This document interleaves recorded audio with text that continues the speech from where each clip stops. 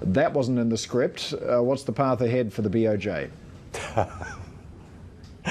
That's right. This is not the result anyone was wanting. This is the perfect headache for the BOJ.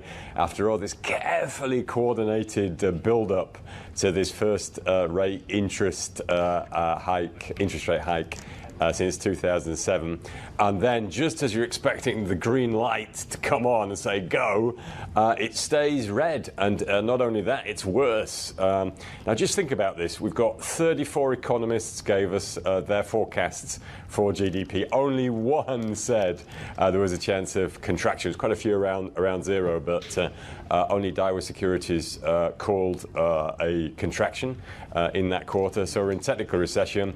Which central bank in the world wants to raise interest rates when the economy is in contraction, is in recession? It's not a good look, is it? So the optics are not great.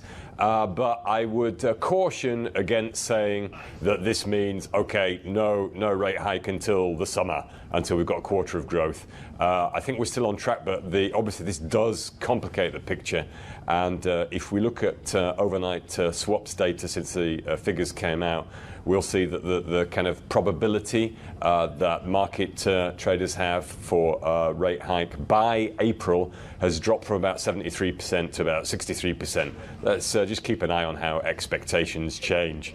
But certainly, I think the BOJ is going to have to do a lot of explaining if it wants to carry on with its rate hike with an economy in recession. Is there some angst with dollar strength and yen weakness too? Does that complicate the outlook? Because, you know, it's an easier way to give support to the yen if they were to move sooner. Yeah, well, I mean, if they move sooner, that does help the yen. But then, you know, you've been doing this incredible monetary stimulus project for more than a decade.